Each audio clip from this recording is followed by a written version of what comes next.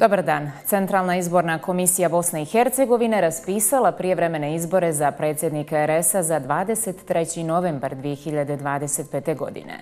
Prvi put bit će otvorena i glasačka mjesta u Federaciji Bosne i Hercegovine za glasanje u odsustvu.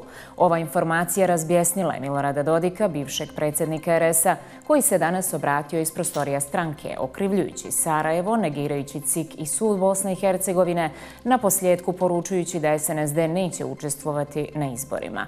Pozvao je i druge stranke, ali i građane RS-a da ne učestvuju na ovim izborima. Radovan Kovačević kratko poručio, ove godine je referendum, naredne su izbori. Iz misije OSCE-a Bosne i Hercegovine pozdravili odluku CIK-a o raspisivanju izbora u RS-u, te poručili da se o očuvanju ustavnog poretka i vladavini prava ne pregovara.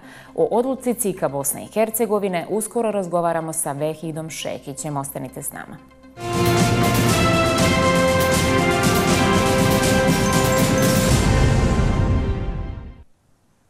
Centralna izborna komisija Bosne i Hercegovine raspisala je prijevremene izbore za predsjednika RS-a za 23. novembar 2025. godine, koji će koštati 6.460.000 maraka. Irena Hadžiabdić, predsjednica CIK-a, istakla je da CIK ima zakonske mehanizme da sankcioniše svaku aktivnost kojom bi eventualno bio opstruiran izborni proces. Izborna kampanja će na prijevremenim izborima trajati 15 dana. Za sve ostale radnje, postupke i slučajeve koji nisu regulisali uputstvom koji smo danas usvojili, primjenjivat će se odredbe izbornog zakona i raniji podzakonski akti koji su na snazi, a koji će vam biti dostupni na našoj internet stranici u okviru naše informacije o prijevremenim izborima za predsjednika Republike Srpske. Danas smo usvojili odluku o zaključivanju centralnog biračkog spiska, zaključno sa podacima na dan 27. august u 24:00. Za prijevremene izbore za predsjednika Republike Srpske u centralni birački spisak je upisano ukupno 1.266.422 birača. Birači će svoje biračko pravo moći ostvariti na redovnim biračkim mjestima, ali i na biračkim mjestima za glasanje u odsustvu. Što se tiče ljudi, mi ćemo recimo za ove izbore u Republici Srpskoj imati 48 biračkih mjesta u Federaciji za glasanje u odsustvu. Sve i da niko ne izađe u Republici Srpskoj, glasači u Federaciji bi mogli odlučiti te izbore, nemamo nikakve limite. Najprije želim pozvati političke subjekte koji će učestvovati na ovim prijevremenim izborima da se uzdrže od prijevremene kampanje. Pozivam ih i njih i birače da prati sve informacije Centralne izborne komisije Bosne i Hercegovine. Upozoravam da su u provedbi izbora svi učesnici dužni poštovati izborni zakon Bosne i Hercegovine i da Centralna izborna komisija ima zakonske mehanizme da sankcioniše svaku aktivnost kojom se ometa ili opstruira izborni proces. Pozivamo izbornu administraciju, prije svega općinske i gradske izborne komisije, da profesionalno, nezavisno i nepristrasno u skladu sa zakonskim odredbama izvršavaju sve zadatke i instrukcije Centralne izborne komisije. Bivši predsjednik RS-a Milorad Dodik rekao je da su razotkriveni planovi Sarajeva i muslimana da žele da u Federaciji organizuju izbore za predsjednika RS-a, time što je predsjednica CIK-a Bosne i Hercegovine Irena Hadžiabdić nakon sjednice saopćila da je glasanje moguće sprovesti na biračkim mjestima u Federaciji ako RS bojkotuje ovaj proces. Podsjetimo, glasačka mjesta u Federaciji namijenjena su glasanju u odsustvu, što je prvi put da imamo ovakav slučaj. Dodik je poručio i da SNSD neće izaći na izbore koje je raspisala Centralna izborna komisija Bosne i Hercegovine jer poštuje zaključke Narodne skupštine RS-a. Danas je nelegalni CIK, kao i nelegalni sud, ne je Ustavan sud, ranije donosio odluke da raspišu izbore u neko vrijeme. SNSD neće se prijaviti na te izbore, SNSD neće učestvovati na tim izborima, jer želimo da podržimo odluku Narodne skupštine koja je jasno rekla da ti izbori nisu istinska težnja ni zahtjev naroda Republike Srpske, niti bilo koja politička organizacija, niti bilo koja socijalna organizacija traži izbore u Republici Srpskoj i ovo je nametnuto od strane političkog Sarajeva kao vrsta odmazde prema Republici Srpskoj i ono što ona jeste. Zato SNSD dosljedno poštujući odluku Narodne skupštine, neće se prijaviti na ove izbore, neće na njima učestvovati. Možda će učestvovati na neki drugi način, ali smatramo da je ovo posljednja podvala koja dolazi iz Sarajeva srpskom narodu, da se pokuša legalizovati ono što su radili na nelegalan način i onda potvrditi da je to volja naroda. Zato ti izbori nemaju smisla i neće se ni desiti u Republici Srpskoj. Ja vjerujem da će narod odbiti bilo kako učešće u tim izborima i da će druge političke partije jednako tako bojkotovati te izbore kao nemoguće i nepotrebne u Republici Srpskoj. On hoće da federacija bira predsjednika Republike. Pa ne proba, ajde da vidi kako će uvesti toga iz federacije ovdje. Ne prijetim silom, ali vjerujem da će ljudi izaći protestovati. Odlično, ja je ohrabrujem da organizuje, a ovdje će se bojkotovati izbori. Eto, da vidimo kako ćete vi i sa biračkih mjesta iz Sarajeva, Tuzle, Zenice ili tamo vaši izabrati predsjednika koji ćete ovdje uvesti. Zaista bi bilo zanimljivo. Odlično, to je još jedan dokaz. Ona je samo bilo dovoljno pošteno da razotkrije muslimanski plan. Taj muslimanski plan je bio jasan i onda kada su na prethodnim izborima odlučili da glasove za predsjednika broje u Zetri, u Federaciji u Sarajevu, a ne u Republici Srpskoj. I time su pokazali, ako hoćete predsjednika, on mora biti u Sarajevu potvrđen. Ta Republiku Srpsku neće gledati. Ali mi je drago. Ako iko ovdje sad treba šta da razumije, to je upravo to. Hvala joj što je to rekla. Odlično, 40 mjesta. Samo organizujte. Pa ćemo vidjeti kako ćete vi dovesti ovdje predsjednika. Iz misije OSCE-a u Bosni i Hercegovini pozdravili su odluku CIK-a o raspisivanju izbora u RS-u te poručili da se o očuvanju ustavnog poretka i vladavini prava ne pregovara. Prva reakcija iz SNSD-a glasi: ove godine na referenduma izbori su sljedeće. Savo Minić, kojeg je Milorad Dodik predložio za mandatara, iako mu je Centralna izborna komisija Bosne i Hercegovine oduzela mandat poslije pravosnažne presude Suda BiH, poručio je da je njegov i stav SNSD-a da niko ne treba učestvovati na prijevremenim izborima za predsjednika RS-a koje je danas raspisao CIK BiH. Neko će se sa 3000 glasova zvati predsjednikom RS-a, negodovao je Minić.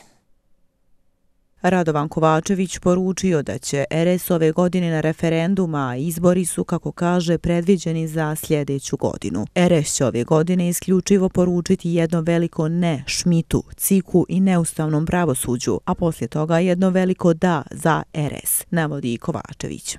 Staša Košarac navodi da je najbolji odgovor na odluku o raspisivanju prijevremenih izbora dala Narodna skupština RS-a. Zato će patriote izaći na referendum 25. oktobra i jasno poručiti šta misle o odlukama kolonijalnog upravnika Kristijana Šmita i presudi neustavnih institucija, ističe Košarac.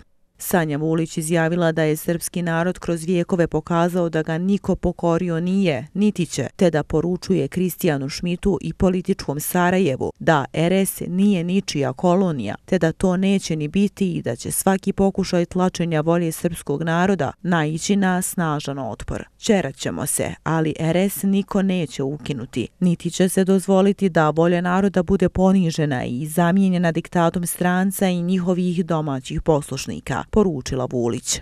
Iza misije OSCE u Bosni i Hercegovini navode da se o ustavnom poretku ne pregovara, te da misija u potpunosti podržava rad CIK-a i njegov zakonski mandat. Bilo kakvo djelovanje sa ciljem ometanja ili ostvarivanja nezakonitog uticaja na izborne procese u suprotnosti je sa pravnim obavezama svih javnih aktera i predstavlja značajan rizik za stabilnost države, naglašeno je u saopštenju. Elmedin Konaković ocijenjuje da će se situacija u RS-u nakon odluke Centralne izborne komisije o raspisivanju prijevremenih izbora 23. novembra rasplesti na sličan način kao i u prethodnim političkim krizama, naglašavajući da će Milorad Dodik i ovog puta morati poštovati odluke institucija Bosne i Hercegovine. Kao potencijalni kandidati za predsjednika RS-a pominju se Cvijanović i Dodikov sin, kaže Konaković. Kao što smo na početku najavili, s nama je večeras gospodin Vehid Šehić, bivši član CIK-a Bosne i Hercegovine. Evo, ja obećah da ću izbjeći ono što ne volite, a rekoh: gospodin, dobar dan i hvala vam što ste se odazvali u Bosanski vjesnik. Dobar dan vama i vašim gledalcima. Evo dakle, CIK Bosne i Hercegovine je donio odluku, prijevremeni izbori za predsjednika RS su raspisani uprkos negodovanjima koja dolaze iz trenutnog vrha. A ono što se očekuje od svake institucije da poštuje zakone koje implementira.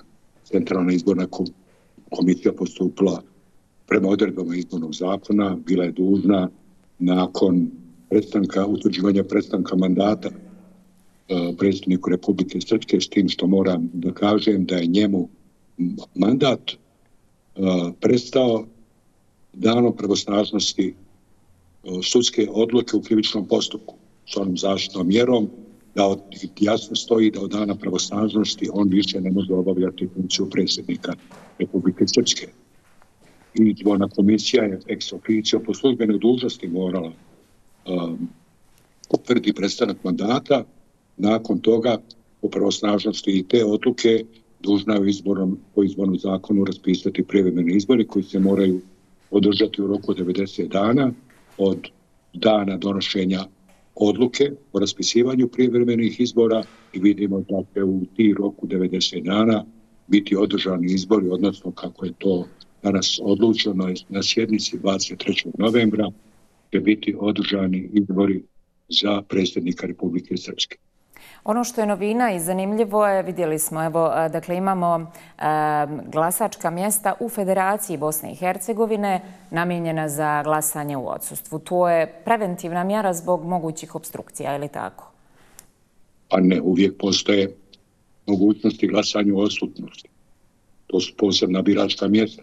Pa biračka mjesta postoje kad sam ja bio u izbornoj komisiji da se može glasati u odsutnosti. To su oni birači koji imaju pravo glasa za Republiku Srpsku kao izbornu jedinicu u konkretnom slučaju jer se bira predsjednik. Ništa to nije novo, to je u skladu sa izbornim zakonom Bosne i Hercegovine. Ono što moram također naglasiti i o čemu moraju voditi računa svi, da u našem izbornom zakonu nije određen prag koliko birača mora izaći na izbore. I u nekim državama je to bilo i našem susjedstvu da je moralo izaći najmanje 50% plus 1, ali se dešavalo, na primjer, u Srbiji da su priput odgađali izbore jer nije izašao ovaj dovoljan broj birača, pa se oni ukinuli taj prag od 50 plus 1. Znači može izabrati 3.000 ljudi predsjednika Republike Srpske, 50.000 predsjednika, članove predsjedništva BiH. Sve zavisi koliko će birača izaći.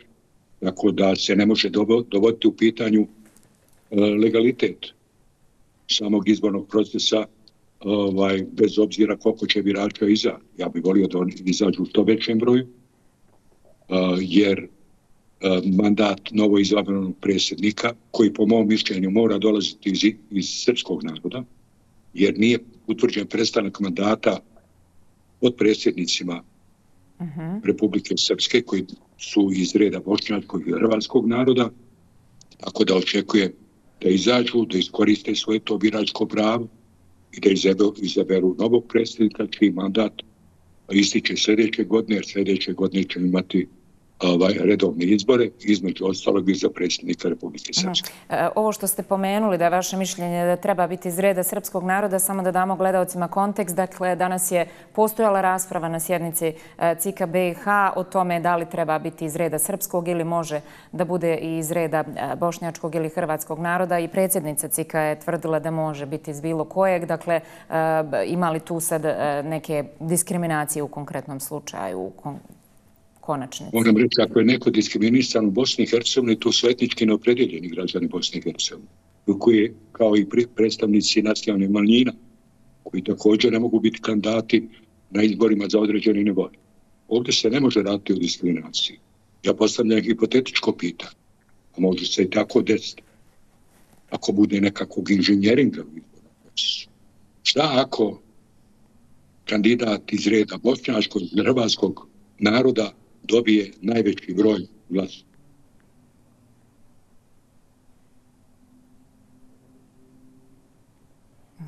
Gospodine Šehiću, evo, sačekat ćemo koju sekundicu da vidimo da li možemo uspostaviti ponovno vezu sa gospodinom Šehićem.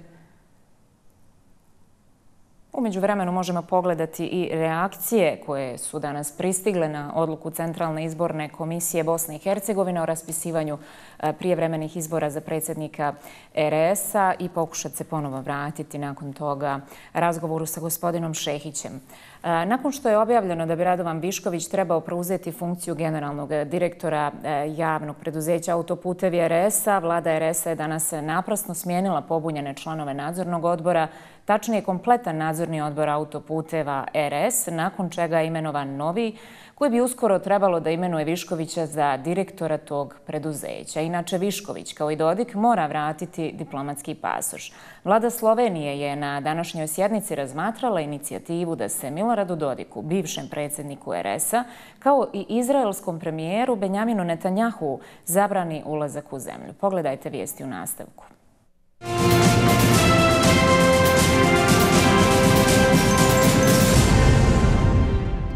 Vlada Slovenije razmatrala inicijativu da se Miloradu Dodiku kao i Benjaminu Netanjahu zabrani ulazak u zemlju. Odluka još nije donesena jer Ministarstvo vanjskih i evropskih poslova Slovenije treba dopuniti materijal, ali se očekuje da će konačna odluka biti usvojena na narednoj sjednici.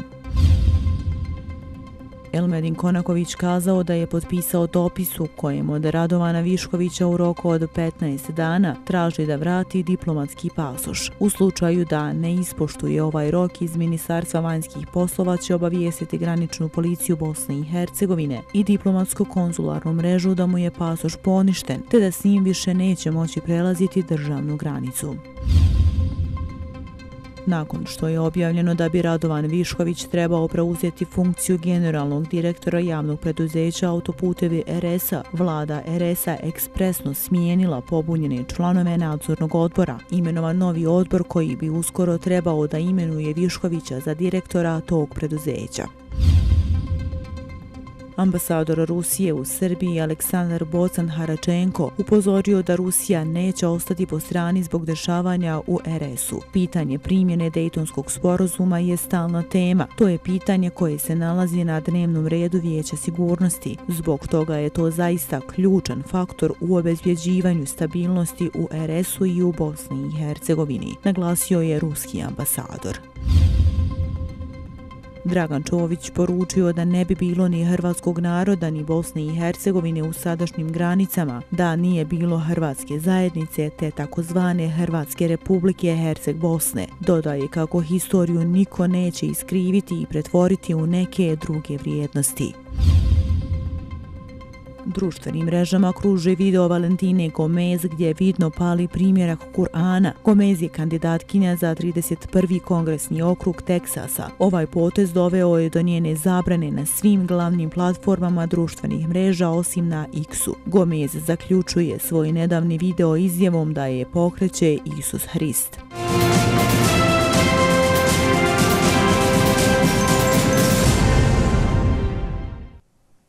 Uspostavili smo ponovo vezu sa gospodinom Vehidom Šehićem. Gospodine Šehiću, pričali smo o kandidovanju iz reda bošnjačkog, hrvatskog, srpskog naroda. Izvolite. Ono što moram naglasiti, ne može se desiti da predsjednik i potpredsjednik Republike Srpske budu iz istog naroda. I sama ta logika namiče da nema potrebe da se kandiduju Bošnjaci, Hrvati za predsjednika Republike Srpske, jer i po Ustavu Republike Srpske ne mogu dobiti najveći broj glasova, ali ne možete ih potvrditi te rezultate izbora jer će se narušiti nacionalna struktura. Tako da i moj stav, pošto se radi o predsjedniku Republike Srpske, Milorad Dodik je izabran iz reda srpskog naroda, to je ostalo upražnjeno mjesto i onda treba apsolutno omogućiti da se bira neko iz srpskog naroda, a za njega mogu glasati svi građani birači koji žive u Republici Srpskoj i oni koji će glasati u odsutnosti, ali njih je vrlo mali broj, tako da ne mogu utjecati na rezultate izbora. A ne vidim nikakav vid diskriminacije, jer Bošnjaci i Hrvati su već zastupljeni u ovom izvršnom tijelu u Republici Srpskoj. Tako da meni je logična odluka Centralne izborne komisije, bez obzira što ona nije jednoglasna. Vratimo se još malo činjenici o biračkim mjestima u Federaciji Bosne i Hercegovine, odnosno Dodikovoj reakciji na tu informaciju. Bila je jako burna, vidjeli ste i najave obstrukcija i tako dalje, i okrivljavanje Sarajeva i negiranje i Centralne izborne komisije Bosne i Hercegovine i Suda BiH. Da li očekujete veće obstrukcije u ovom slučaju? Ne očekujem ja veće obstrukcije. Ja želim da pobjedi razum i odgovornost. I prema građanima, evo konkretno Republike Srpske, ali i Bosne i Hercegovine, da se poštuje izborni zakon Bosne i Hercegovine, da se poštuje odluke sudova Bosne i Hercegovine, i mi vidimo u dosadašnjem toku da je Milorad Dodik iskoristio sva svoja prava koja mu zakon pruža, to da ulaže žalbe i na odluke suda, na odluke CIK-a. Vidimo da je upućena apelacija Ustavnom sudu Bosne i Hercegovine. Međutim, paralelno s pravima postoje obaveze. Jedna od obaveza je da se poštuju pravosnažne odluke institucije ove države, konkretno Suda Bosne i Hercegovine i Centralne izborne komisije. Ali mi živimo u nekom ambijentu gdje se svi pozivamo na prava, a kada morate preuzeti određene obaveze, tu nastaju probleme. Vidjet ćemo šta će se dešavati. Sigurno da neće doći do bojkota, jer će, koliko je meni poznato iz izjava pojedinih političara iz Republike Srpske koji će učestvovati na izborima, da će imati svoje kandidate. Izbori će se održati. Ono što posebno moram naglasiti, da sve institucije u izbornoj administraciji, znači počeo od Centralne izborne komisije koja ovim pokazuje da poštuje zakon, moraju isto tako se ponašati gradske i opštinske izborne komisije u Republici Srpskoj, jer oni moraju odrediti mjesta gdje će se održati izbori, znači biračka mjesta, moraju se imenovati članovi biračkih odbora kao i dio izborne administracije na svakim izborima. Svako od njih mora da poštuje izborni zakon i provedbene akte Centralne izborne komisije, jer suprotno čine, po mom mišljenju, određena krivična djela. Ja mislim da niko sebi ne bi trebao da dozvoli da sutra dođe pod udar i krivičnog zakona i da odgovara. Moram također reći, ovdje se vrlo često spominje referendum, nigdje na svijetu, ja ne znam zemlje, gdje se referendumom mogu stavljati van snage pravosnažne sudske odluke. To nas vodi u anarhiju, tu nema vladavine prava i ovdje nije bitno, bitna je i volja naroda.